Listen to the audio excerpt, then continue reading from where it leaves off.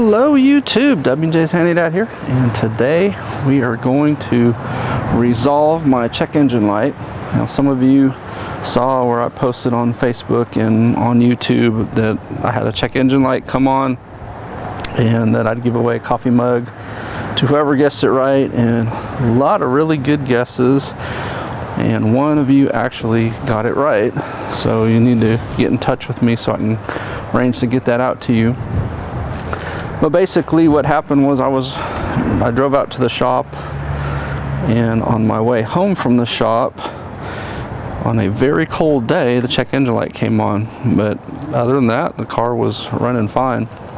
So I plugged in the code reader and it basically said that the engine wasn't warming up right, and that was either the temperature sensor or the thermostat. I did the live data on the scan tool, and the temperature was seemingly showing correct as it was getting warmer as the vehicle sat and idled, but it was basically staying below where you'd want it to be. I think it was getting up to about 160 degrees Fahrenheit.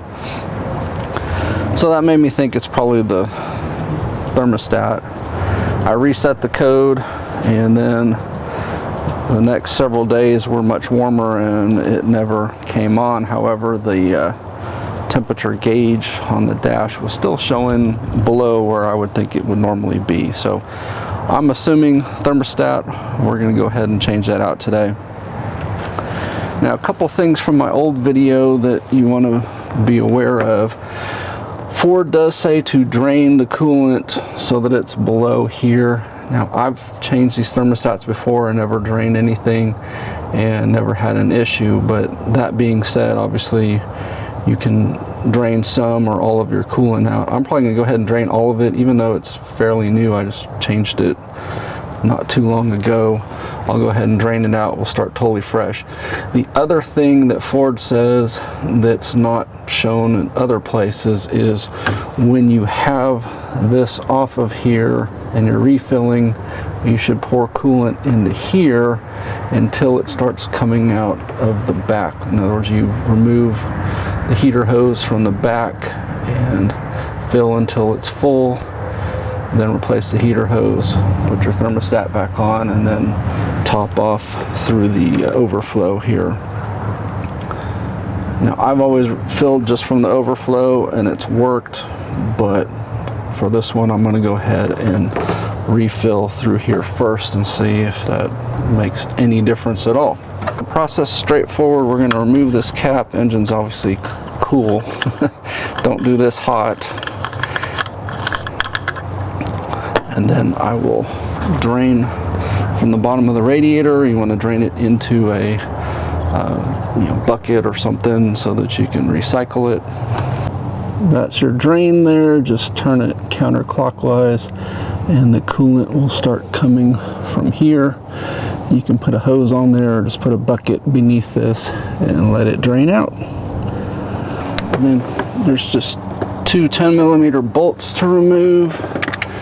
They are quite long.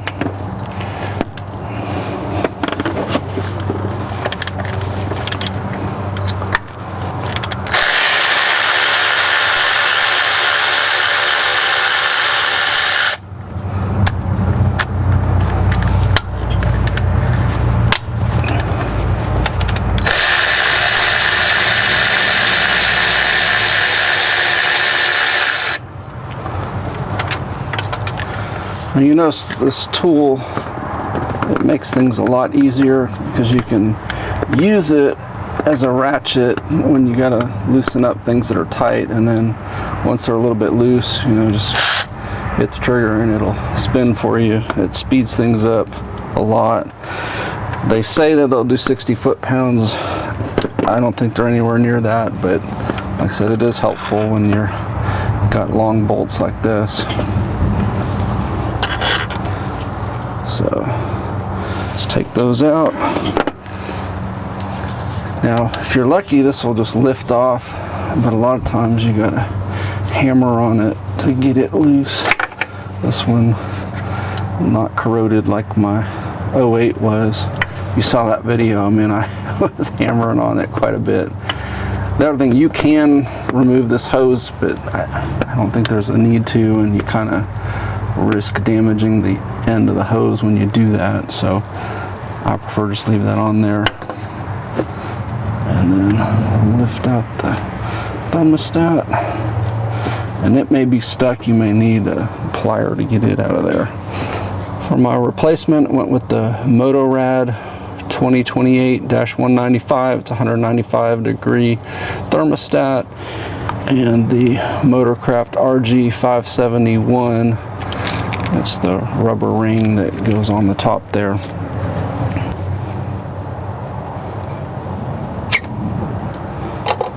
And starting at your heater core, you got the two hoses. It's this one, which is down there, that you need to disconnect. So I'll squeeze that metal clamp, slide it up, and pull the hose off, and then I will pour the coolant into there until I see it coming out over here. And then I'll replace this hose, install the thermostat back in, and then top it off with coolant through here. And you can also squeeze this hose to kind of burp the system to make sure it's full. I'll pour my 50-50 mix through here.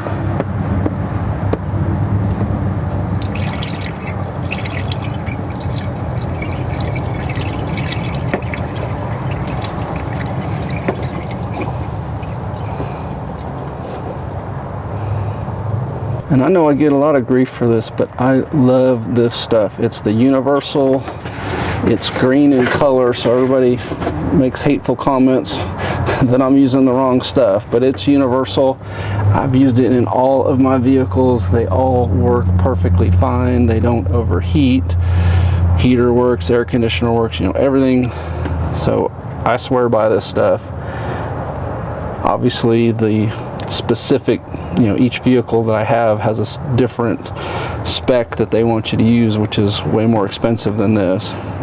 But I take these, I mix in half a bottle of distilled water, and then I fill it the rest of the way with the antifreeze, and then in the other bottle that I've poured into here, I pour a half a gallon of distilled water in, and then I have 2 gallons of 50-50. You can see it's filled up to there. So now I'll put the thermostat and gasket, connect it all back up, and then we'll fill the rest through there.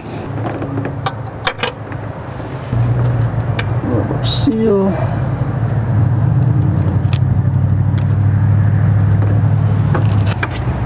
And just lay that back into there. It kind of snaps into place a little bit.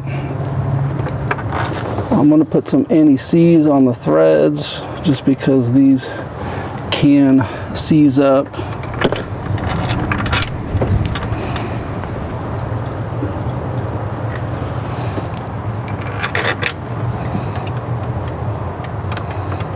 And I'm starting them by hand so that we know they're not cross-threaded in any way.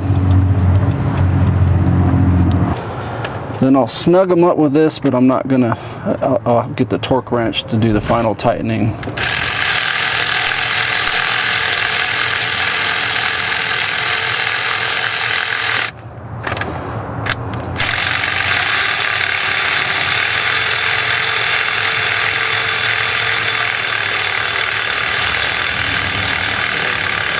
The torque spec on these is 15 to 22. I'm gonna go 19 and a half.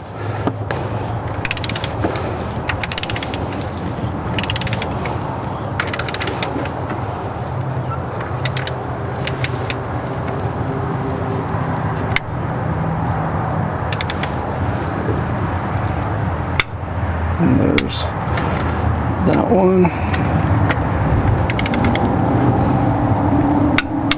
And there's that one.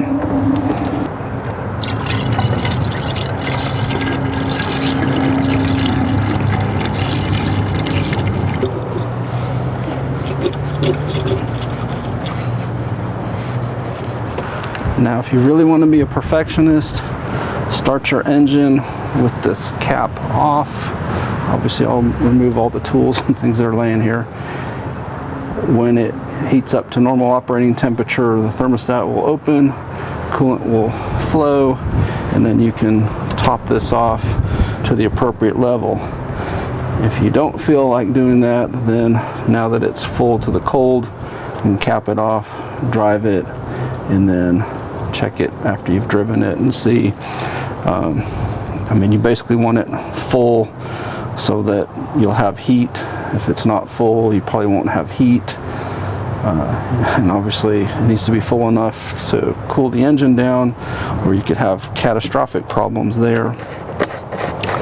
But with it being at the full cold line now, it's at least at full enough. I'm not going to have catastrophic problems.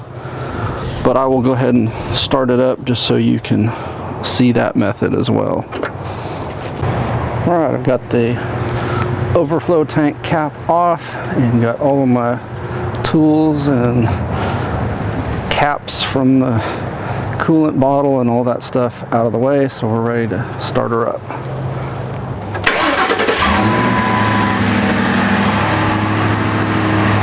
So you see there's the old P0128 code, and we will erase it, and then we'll watch the live data here and we'll see if the temperature shows. So we're at 104, and that should climb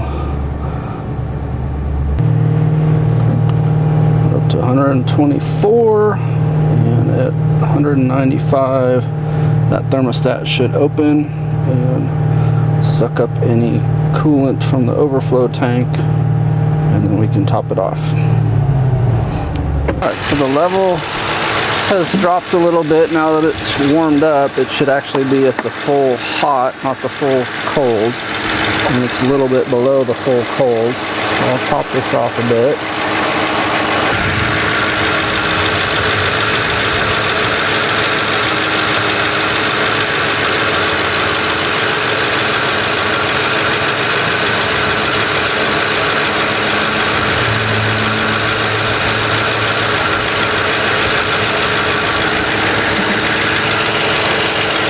And I'll replace the cap so the system can pressurize. And if that is accurate, it's running at about 190. So it shows how good the cooling systems are on here. But just sitting here idling, it's not getting over 190. But that is showing hotter than what it was when I had the check engine light on. So I assume that the thermostat fixed everything. And on here, when I was driving around, it was basically, you know, about halfway between where it is now and that lower line above the C. So we're showing it to be running at a more normal temperature now. And no check engine light on. So we'll drive it around for a few days and see, but I'm not expecting it to come back on. I don't think it was temperature sensor or anything like that. I hope this video was helpful. Appreciate a thumbs up. Subscribe if you're not already subscribed, and please tell your friends about my channel. Thank you very much.